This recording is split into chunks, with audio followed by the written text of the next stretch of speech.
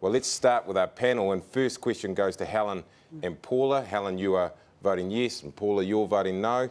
My question, and I'll start with you, Helen Clark, is cannabis harmful? Well, for most people, I don't think it is.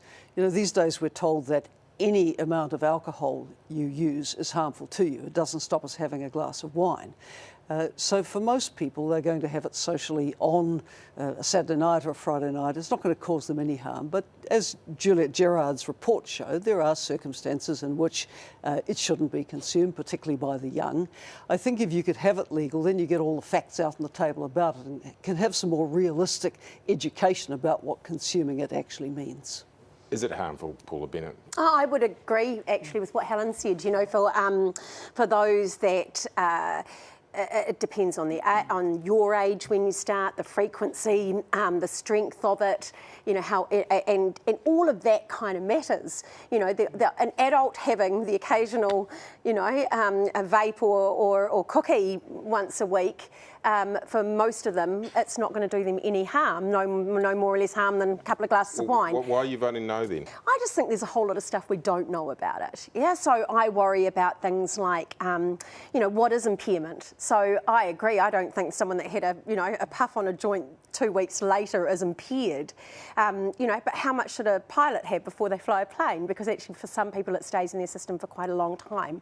I worry about drug driving. We're seeing that increase. We know that a lot of people that do consume marijuana, particularly in a social environment, are consuming alcohol as well. And so what does that mix mean? I just think it is a social experiment that we don't know enough about, and it is one of those where you can almost find the facts to suit your argument, and we should be waiting a few more years until we've got more information. Helen Clark, a social experiment. Why are you voting yes? You know, the question isn't, do you think cannabis should be available? It is very widely available, and it has been for many, many decades.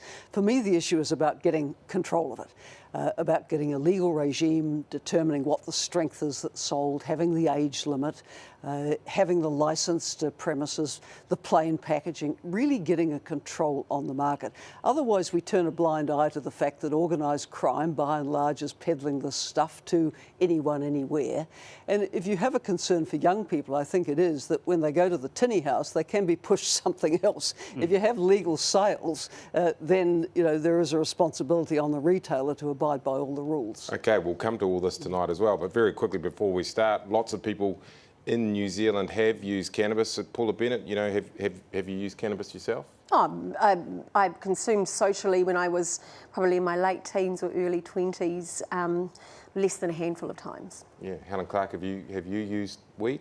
Half a century ago, when I was a student, there wasn't a party you went to where it wasn't handed round, right? That's the reality. Yeah. And that's why the figures say that up to 80% of Kiwis at some point have touched it. Our PM said this the other night. Yeah, I mean, finally. that is the reality. Took for a while. But did it's not just our panellists, so we'll come back to that. We'll come back to that though. It's not just our panellists we will be hearing from tonight. Kiwis who have real life experience with cannabis are sharing their stories too. The first is Jake, who as a young man found himself smoking weed every single day. He was so enthusiastic, he joined Normal, that's the pro-legalization lobby. But it all changed when getting high started taking him to a dark place. Here's his story. When I was young, I got heavily into smoking weed. I wanted everyone to smoke weed. I just wanted it to be legalised. Do study, go home, get high. And then on the weekends, wake and bake. You're pretty much stoned all day. That ruins your day. I was smoking so much weed that I lost my perspective and lost my grip on reality, really. My motivation dropped, my mood dropped massively, and my IQ had dropped by 30 points. I had to think about walking. Literally think left, right. Crazy things from being high. Started hearing voices and seeing things that weren't there, and you're crap, you're useless. You're literally hearing that yelled at you, and you're pathetic, you suck. Why are you even living? I just started having a real massive panic attack and huge anxiety, and thought my heart was stopping, and the doctor was like, I think you might have depression, and she asked about, do you use marijuana? And I said, yes. And actually had drug-induced psychosis. For me, it took years and years and years to rebuild. And it's terrifying. It's a very scary place to be.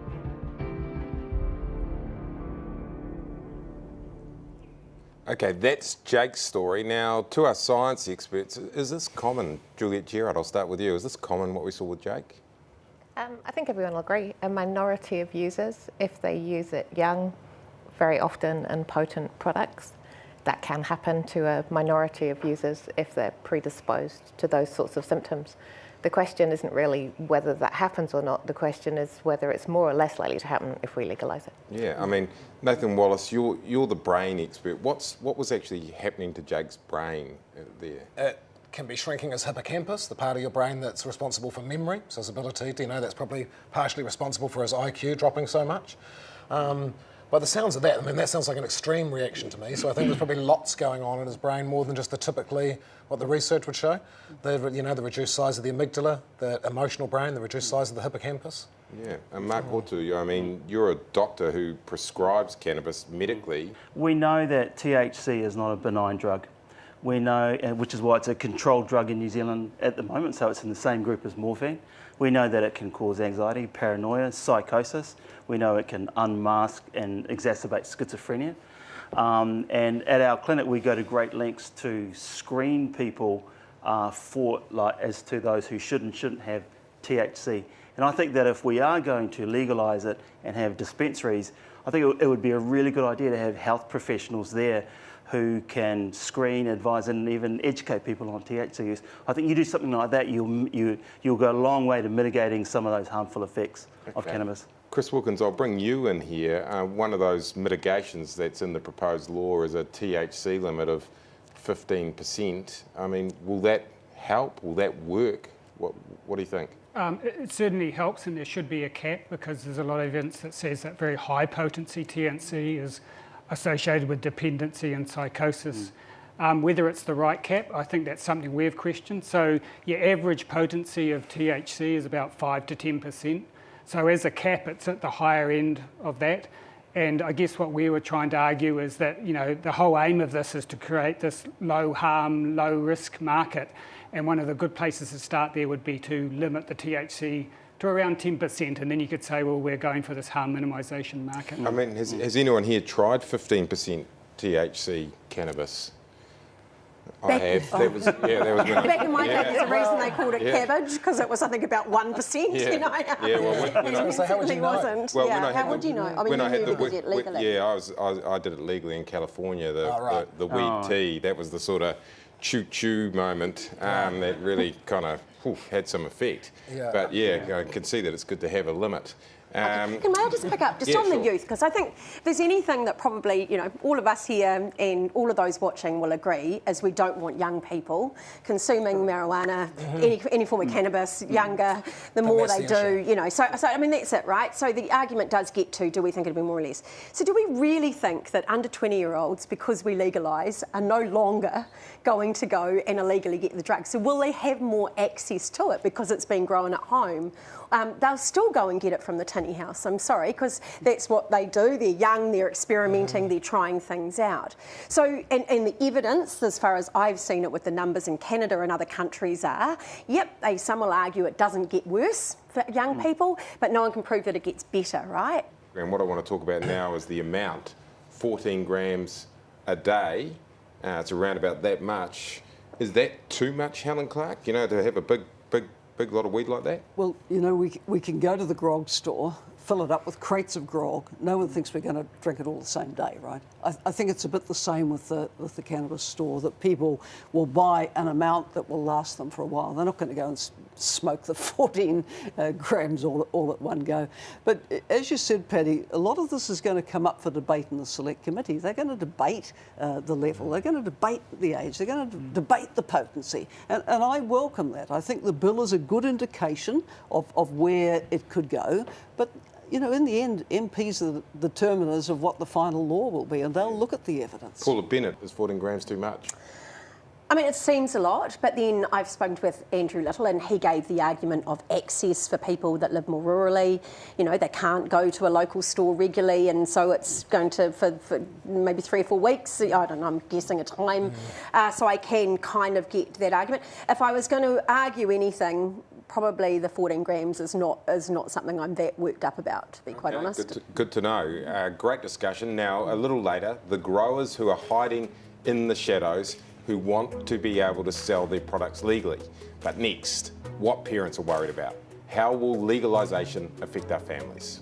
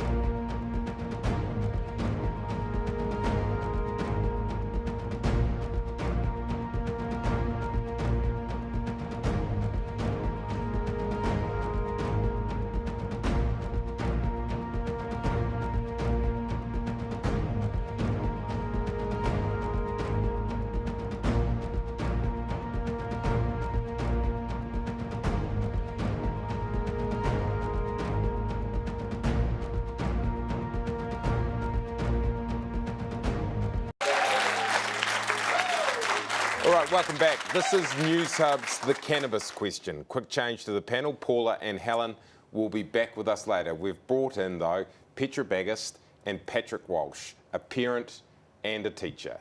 Now, there is no doubt about it, concerns about our young people are one of the biggest reasons people are apprehensive about recreational cannabis.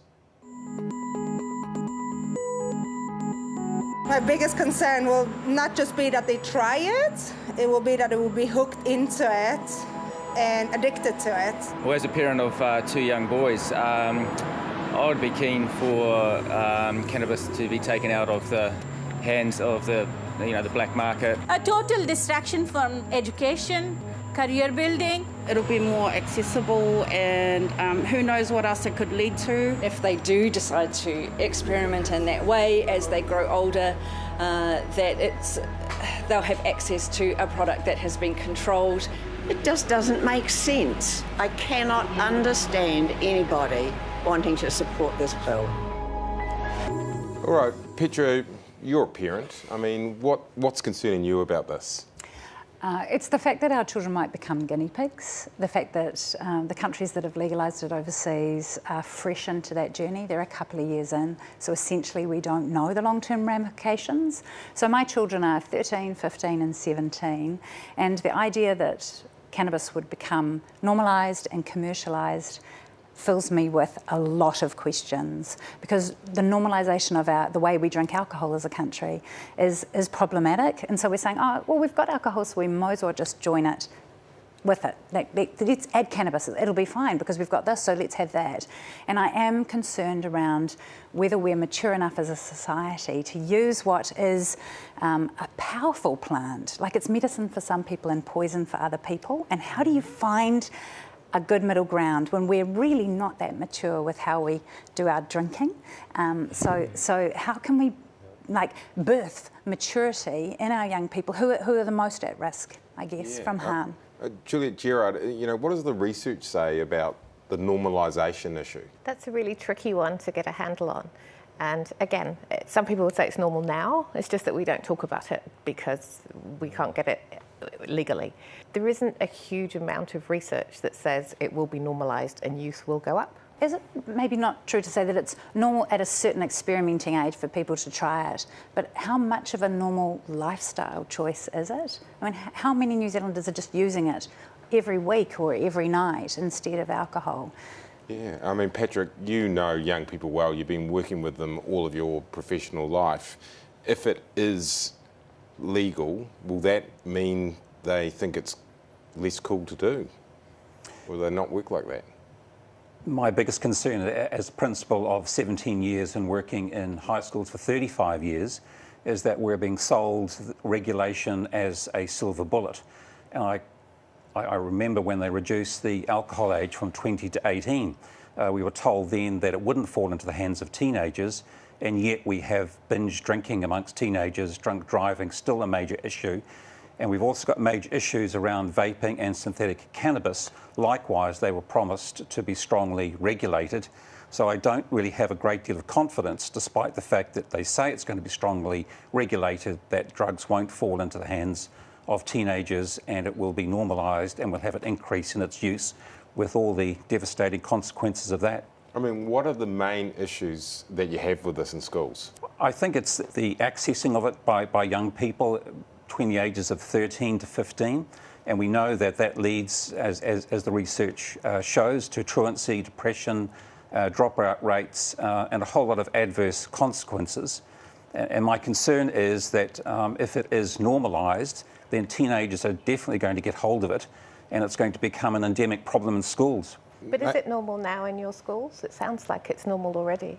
Well, it's a problem, but having it as a criminal offence, and while we say we don't criminalise young people, that it should be done by way of an educative and therapeutic approach, I think the bottom line for some teenagers who don't think like adults think, well, actually, it being criminal is just that stop that says, actually, I don't want to go there. Yeah, well, I'll bring you in here now, Petra, because in terms of the parenting toolbox, legalisation, would it remove one of those key tools of just being able to say to the kids, it's illegal, don't do it? I don't think it does. I think what the referendum debate that we're having at the moment does is put something into the toolbox, which is parents ought to be talking about the health impacts of drinking and drugs. Whether it's legal or not, it's hard for parents to engage in these tricky topics, but the more honest, more open and more we build connection, the less likely our child is to end up down the route of addiction. And we do want to build connection. So the fact that it's illegal and a parent might say, well, it's illegal, so we're not talking about it, that's a negative. I don't know if it's enough of a negative to change the whole system for. Nathan, what do you think of the age of 20? You're the brain expert. As Juliette said, 20 is kind of a wee bit arbitrary. You do see this pattern where the negative effects, it's definitely negative for teenagers, and then there's less evidence showing that it's causatively negative for adults.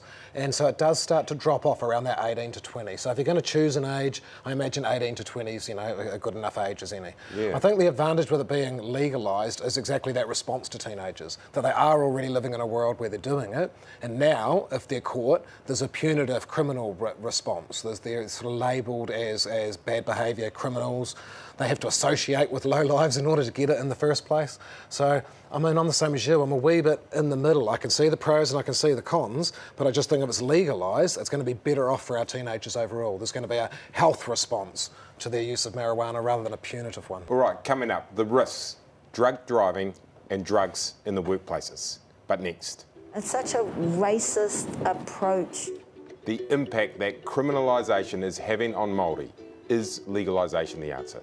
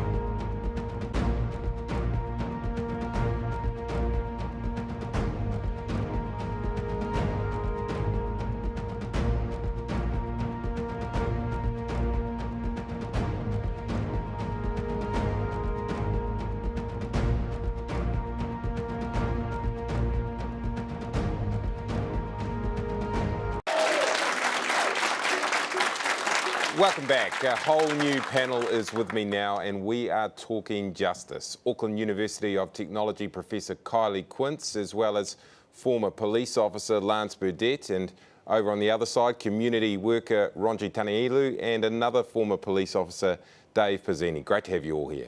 Now, we know that Māori are 3 times more likely to be arrested and convicted of a cannabis-related crime than non-Māori.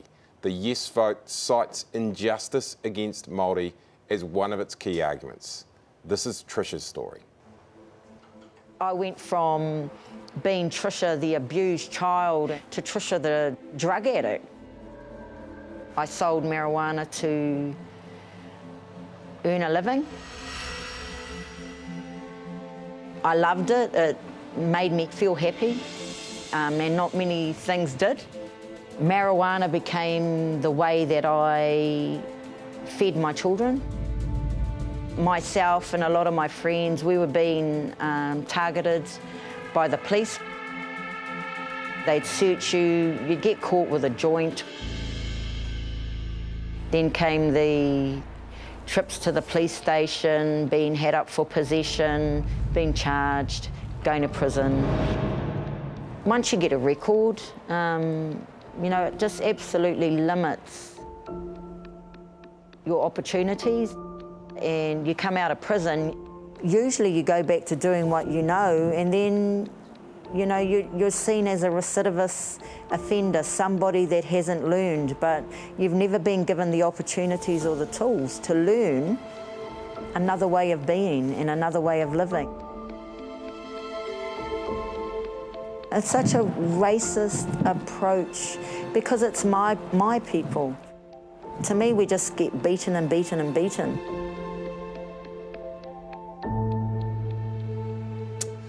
All right, Trisha is now a social worker and has committed her life to ensuring that her community has better options than she did. Now, Kylie, let's start with you.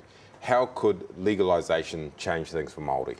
So first thing, Trisha is a friend, so tēnā koe te tuahine, and her story is not an unusual one. So Māori, as you say, have borne the brunt of the harms of prohibition for more than 50 years, and those harms sit in justice, housing, health, education, so across the board. And so how would legalisation change that? So there are still a couple of thousand, so over 2,500 people a year are still criminalised for low-level possession and use of cannabis. So we know that the police will tell us that their approach to law enforcement of cannabis has changed in the past 20 years, and that's generally true, although not for Māori. So Māori have still not gained the benefit of this new discretionary approach, including the decriminalisation approach brought about with the legal amendment last year to the Misuse of Drugs Act. So you'd need legalisation to fully change things. Is that your view? Correct. So that would mean that it was not possible then. So one question is, can we do this without legalising? Yes, we could if we change police practice. Am I waiting for that? No. Yeah, I mean, there's a thing called unconscious bias that people talk about being present in the police. Other people refer to it as racism. Dave Pizzini and Lance Burdett, you've both been out there in the force. I mean, is there something out there like unconscious bias, Dave? New Zealand police officers are recruited from our communities. If there's unconscious bias or racial bias in the community, then it will exist in the police. I have to say, though, in the last 25 years, there's been a lot of training for Maori responsiveness. This bill, if it passes into law, would not be the panacea to dealing with unconscious bias in the police. If that is a problem, then fix it. But this bill would make no difference to that situation. Yeah, Lance Burdett, what do you think about that? I think when you have a law that's not prescriptive enough, that's where bias comes in. For example, 140 kilometres an hour over the speed limit, you lose your car for 28 days. That's prescriptive, right? So that is the law. And so if we had a few more, I guess, rules and regulations around it that we're able to enforce, that says if this happens, this is the result, I think that would help to remove that bias. Sure. Ronji, you work out in the streets down south. I mean, you've got a different view to Kylie. Why is that? What do you think? Look, I'm strongly voting no in this bill, and I think the primary reason why is I believe that if we legalise cannabis in this case, we will add to and create more harm in communities like mine. Look, I'm not Māori. I can't speak to that story, and I absolutely honour and acknowledge tangata whenua. But when you look at the numbers deeper as well, Patty, you see that over the last 10 years, there has been a shift in the number of Māori that have been convicted and charged around cannabis. Is the shift quick enough? Probably not. Are Māori disproportionately represented in it? Absolutely. But the change is happening. The trend is happening over the last 10 years. So I think when we want to legalise this harmful substance and we think that it's going to deal to all the issues that we're talking about, I don't think it's the answer. Yeah, Kylie, I mean, what do you think of what he just said there? Well, of course, we have a lot of common ground here. We don't want people to use problematically. We don't want, you know, a proliferation of shops in our communities where they may cause harm.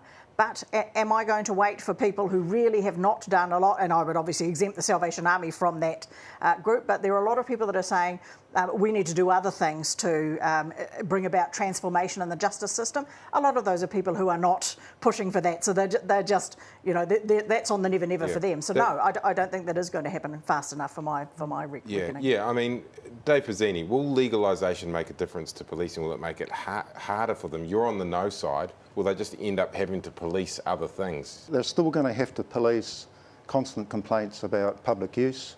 They're still going to have to police the underage access through tinny shops and so on. They're still going to have to police the potency, and particularly they're going to have to police, like they have been in the last 3 decades, the unlicensed growers. So the police have done a very good job in reducing the amount of cannabis available on the markets through annual helicopter eradication operations. And the reason for that is that cannabis and other drugs are a driver of crime. So the evidence that we have out of Canada and the American jurisdictions that have legalised has shown that the new policing, as you've mentioned, that we now police the legalised market, has shown similar rates of, and actually worse rates of discrimination against minorities and African American and Indigenous people. So it's not a panacea. It removes one tool, but it doesn't fix the other systemic issues, which, as you say, are just part of living in a racist society.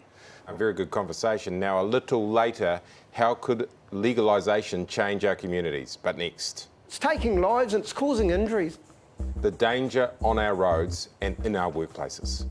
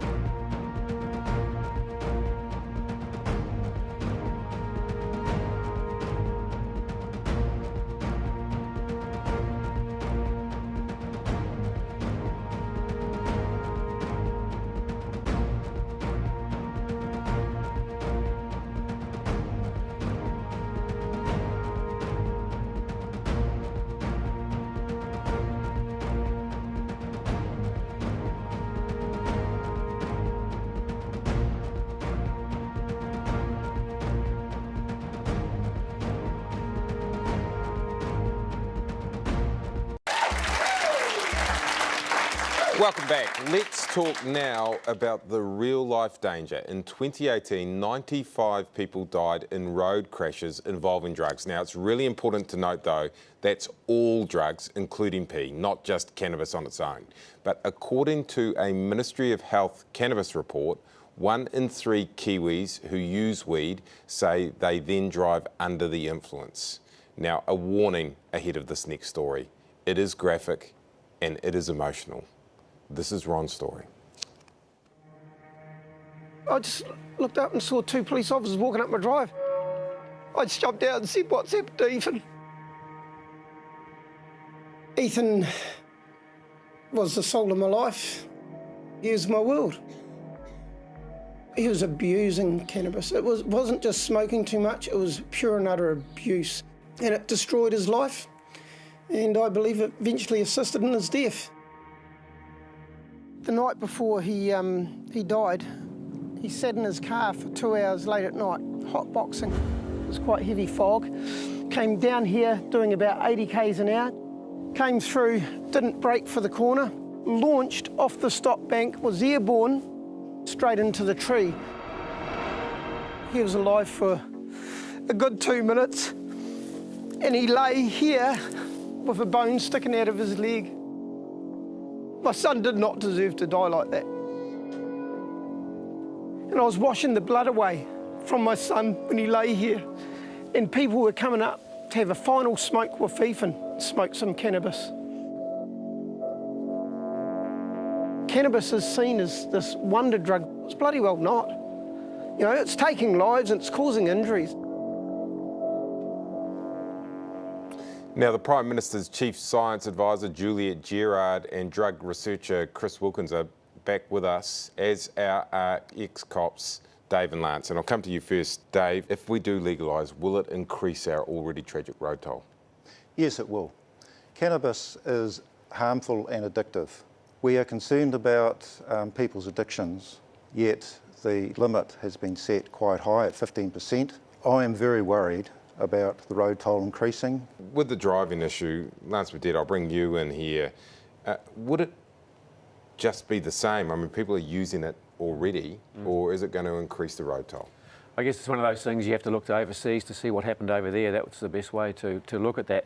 I think with having rules and regulations, it does give a benchmark of where we should be. And I think at the moment we don't know what that benchmark is. Juliet Gerard, you've done some research and looked at what's going on around the world. What do we know about drug driving in places where cannabis has been legalised? Of all the studies that we put on the table for the panel to look at, I think it's fair to say those were the ones that the panel were most sceptical of. It's really hard to know. It starts off illegal, so people are less honest, and some of the methodology used in some of the studies it doesn't really stack up. So they just look at crash numbers, they don't look who's at fault, and sometimes they don't even measure the level of drugs in the body. They just look at the rate of crash and the date of the change. So it's really hard to know. Yeah, Chris Wilkins, you know, roadside testing is coming in, a saliva-based test. Would that help with this, do you think?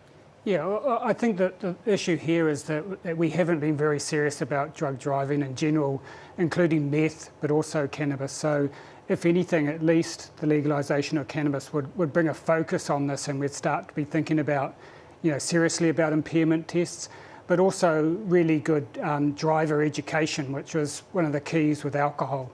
So once we get the legalisation question decided, there's opportunities to respond to that in different ways that may well be taken up, like alcohol. Yeah, I know that when I was in Colorado making my documentary, I went out with the police there, and they said that it was so hard to enforce when you got to court. You know, someone would just say, look, I took it the night before to help me sleep, that the police actually gave up trying to do it. Is that the kind of thing that could happen, Dave, if it was too hard? Ordinary cops wouldn't actually try to enforce it?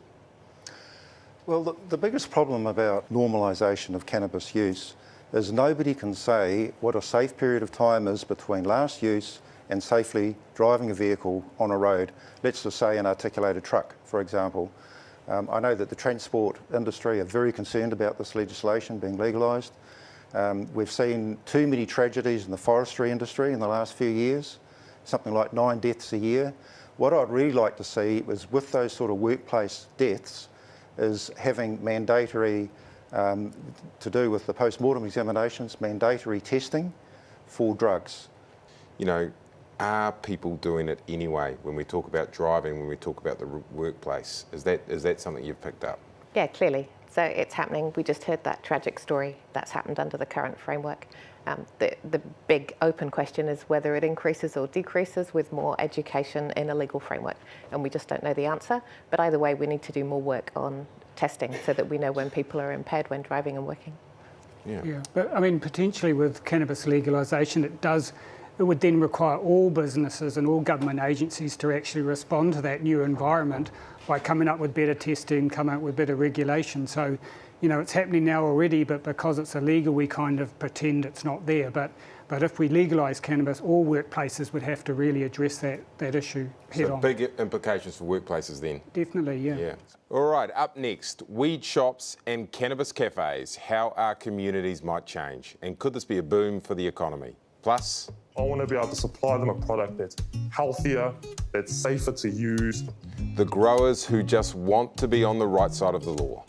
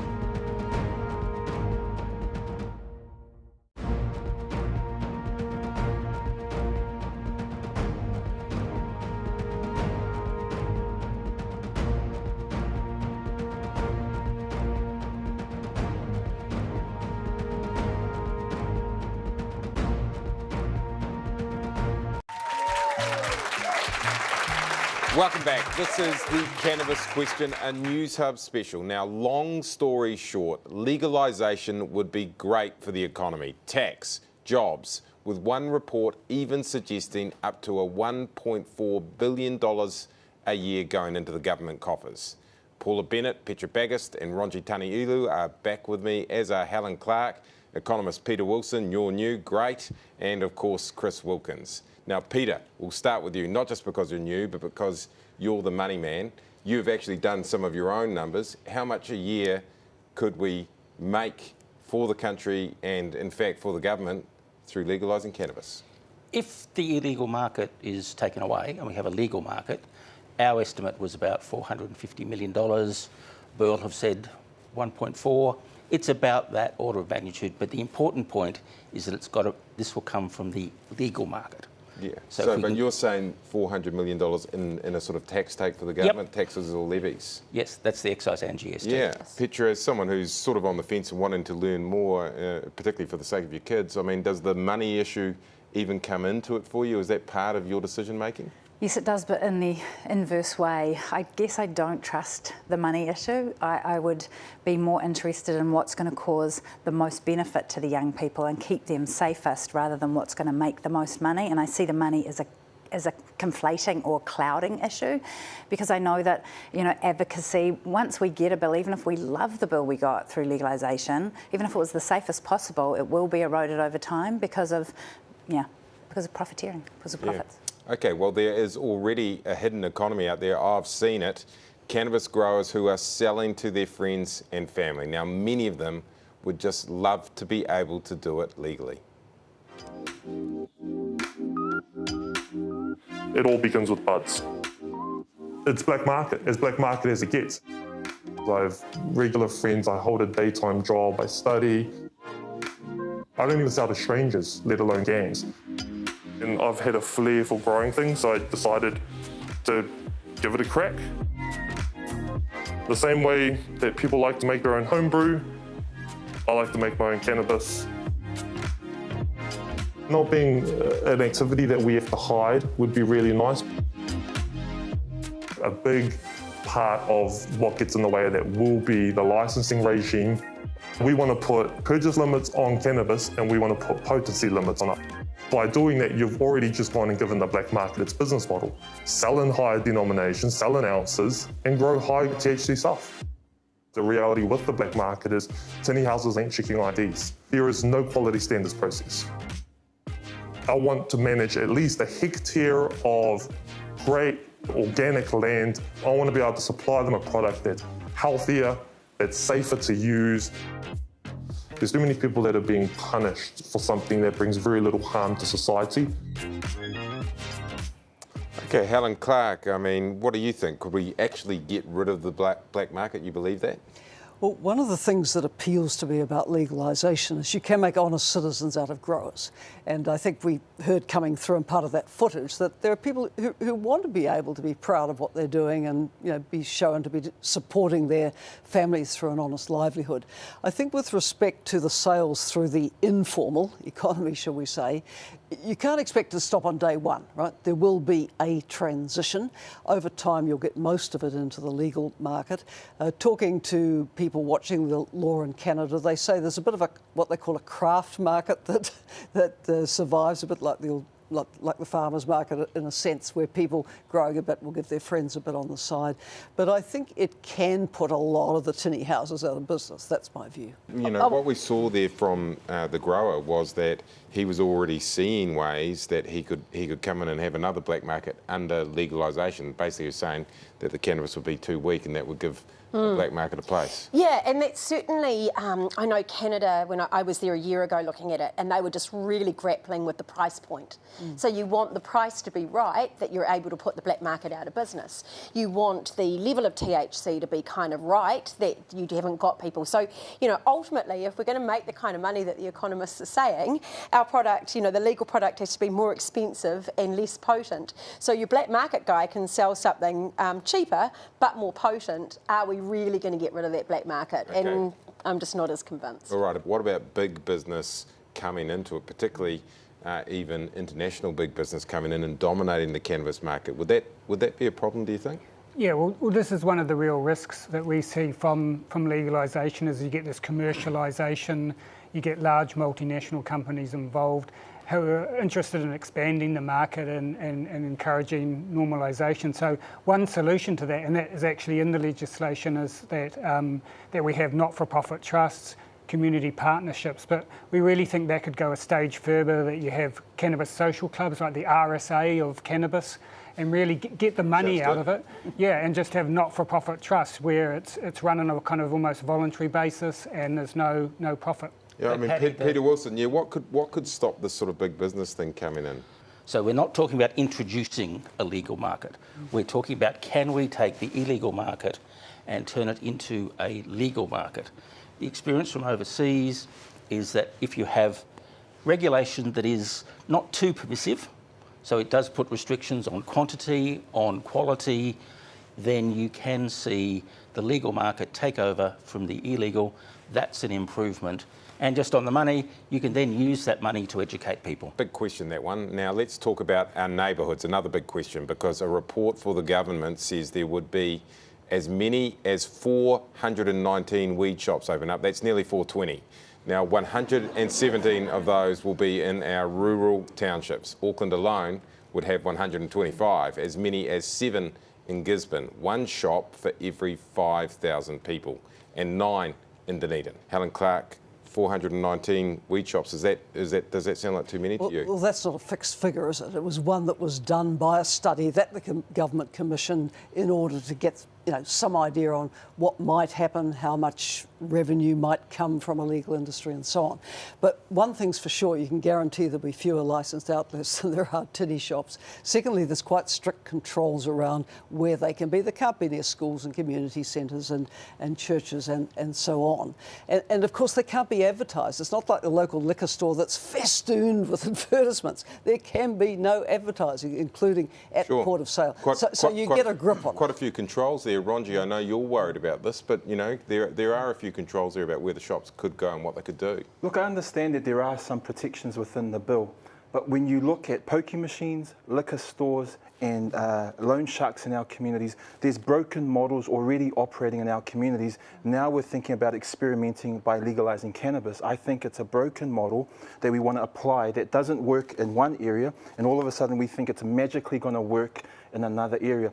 I think coming from a community perspective, from the community I love in South Auckland, I believe the challenge here is that I think this is an ideological drive from Middle New Zealand to legislate their own agenda, but package it in a way that is going to help us brown communities around the country. I absolutely disagree with that. I mean, would it change New Zealand, Paula, if this happened, or would we be kind of the same? Would it really change New Zealand? Are you that worried? I am. So we're going to have cafes in our communities, and why should there only be 420 stores, quite frankly? Why shouldn't there be the same as alcohol? Because once we legalise, actually people have a right to access a legalised product, and yes, under regulation and everything else, but we've seen it with alcohol. There are currently something like 19,000 different places that you can buy alcohol in New Zealand, and we have just seen that creep come on over the decades. And I personally think it will be the same as cannabis. We're talking about there being public places where people can go to consume it, and it just kind of beggars belief that we think that won't change the kind of society we live in. And Helen Clark, would it change New Zealand? What do you think? It actually brings out in the open what is happening now, but actually not so much into the open. You can't have Amsterdam-style cafes under this legislation. There would be places where people could consume, but they have to be discreet, they can't be advertised and so on. So if people have got an image of sitting outside the Manukau Mall or whatever, smoking, this isn't going to happen. The other thing I'd say about the stores is if you really want to get rid of the black market or as much of it as you can, then a rural town has to have a store, right? Otherwise, where are people going to buy from? But I really think, Ronnie, think about the tinny shops that are in your community now. It's out there now. It's got no controls. You won't get rid of them. And we're starting here with something that is far stricter than you ever saw for alcohol or tobacco. Tobacco can be sold by every corner store. Alcohol is very loose. This starts tough, and it should start tough. You're not going to get rid of those. And I've talked to some of the boys who are in that world. You're not going to get rid of them if we legalise cannabis. The challenge is you're never going to get rid of that market. One of the things that I'm passionate about is the voice of communities. Right now, the voice of communities is disempowered by the liquor industry, by the pokie machines, and by the lenders. So when we're talking about this model that's already broken in other areas, and we think that communities are all of a sudden going to have some sort of power and voice, it doesn't happen in those places. What makes us think it's going to happen if we legalise cannabis? Because it's a different model where you have a licensing authority that starts with a much tougher regime than alcohol, tobacco, pokies or the rest of it ever had. But the key is starts. With all respect, Helen, the key is starts. It's a and then regulated it just market. erodes and it just keeps on getting worse and worse. And before we know, I mean, we want to get rid of tobacco. Gosh, you were one of the biggest advocates for getting rid of tobacco. Never for banning it. It was a harm reduction approach. Product, and also, now Patty, we're just looking at introducing another one. We've got to try and put this into context. Although it is a popular drug, it is not used. In Canada, the data, I was looking at this yesterday, the total amount spent on legal, illegal, medicinal is about the same as Canadians spend on shoes.